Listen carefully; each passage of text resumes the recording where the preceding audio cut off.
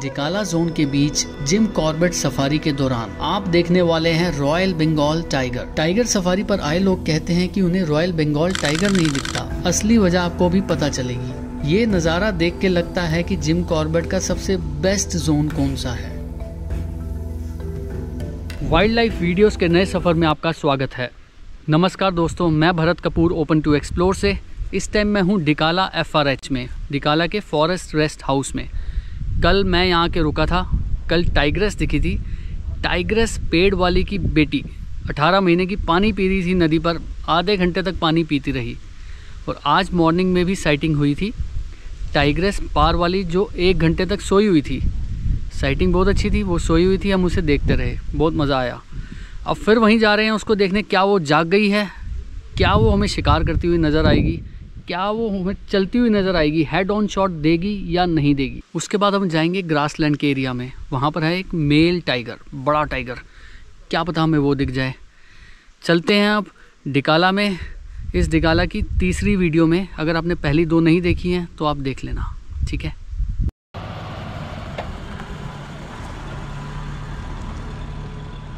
Tiger वहाँ पर है, वहाँ है tiger. Jim Corbett national park के डिकाला जोन में एक अनोखा पल। सामने चल रही है रॉयल बंगाल टाइग्रेस, जो अपनी टेरिटरी मार्क कर रही है। ये मोमेंट हर सफारी ट्रैवलर का सपना होता है। एक वाइल्ड टाइगर सफारी का असली मज़ा होता है। लेकिन आप सोच रहे होंगे, ये टाइगर टेरिटरी मार्किंग का मतलब क्या है। टाइगर्स का एक फिक्स एरिया होता है जिसमें दूसरे टाइगर घुस नहीं सकते। और इस टाइगर्स का ये तरीका है दूसरे वाइल्ड टाइगर्स को सिग्नल देने का कि ये जिम कॉर्बेट टाइगर रिजर्व का ये एरिया मेरा है। टाइगर्स का सेंट मार्किंग बिहेवियर काफ़ी यूनिक होता है।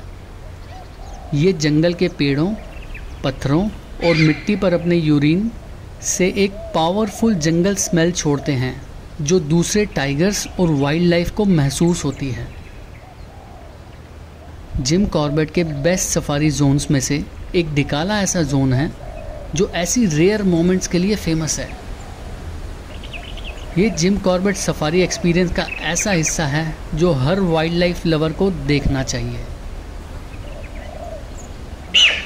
क्या आपको पता है, टाइगर की टेरिटरी 20 से 30 किलोमीटर तक फैल सकती है,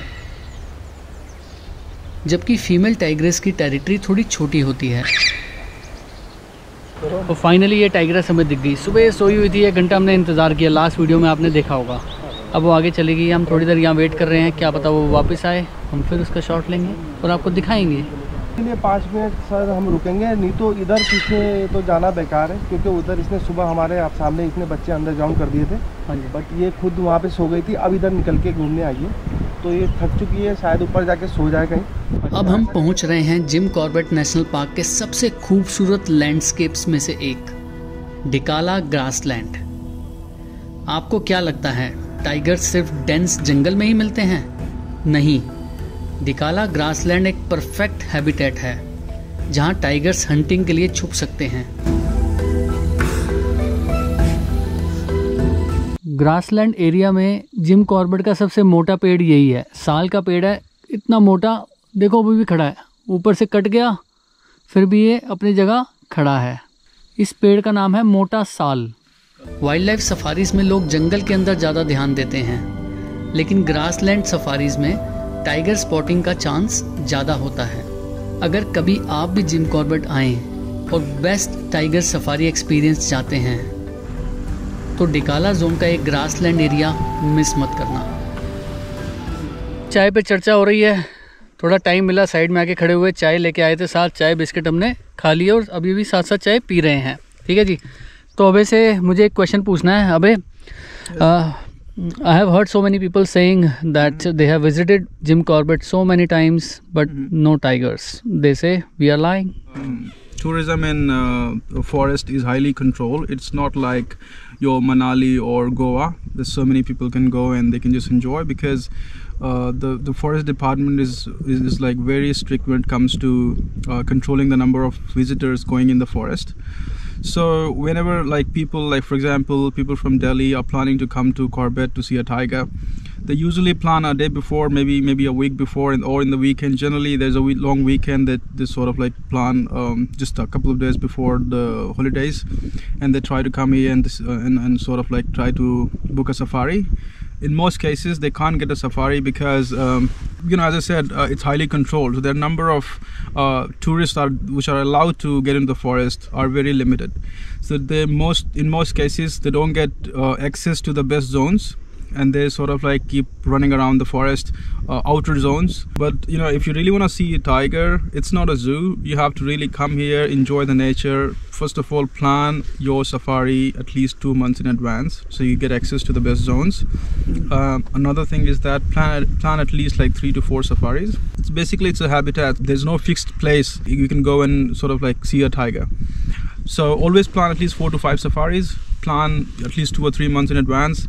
And another thing which is very, very important, that choose a company or agency which is like really good. They really love to do their job. Like for example, if you come here, you book randomly you know, a safari from a random driver or guides, they have no experience or they don't have intention to provide services to their guests, I would say that would be your biggest mistake. Always go for the reputed one. Go check their online reviews, find out more about them, do your research, find out how much experience they have, and the reviews are very, very important. So find out you know, these things and then go for safari. Alright, fair enough, thank you. No worries. तो आपको भी इसका answer मिल गया होगा, बिल्कुल सही answer दिया है। ठीक है जी, चाय भी ख़त्म हो ही रही है, अब चलते हैं आगे। तो जैसे हम ग्रासलैंड से निकले हैं, कॉल हो रही है टाइगर की, डियर की कॉल है, वापस जा रहे हैं।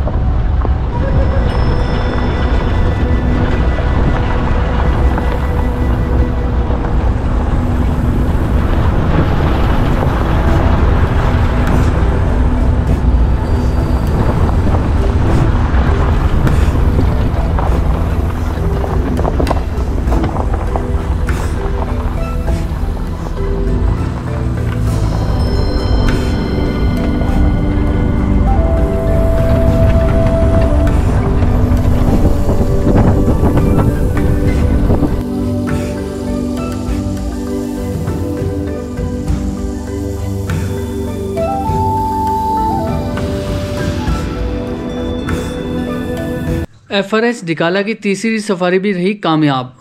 टाइगर ने अपने दर्शन दे दिए। तो हमने 3 सफारी की FRH में आने के बाद, फॉरेस्ट रेस्ट हाउस में आने के बाद, तीनों में हमें टाइगर दिखा।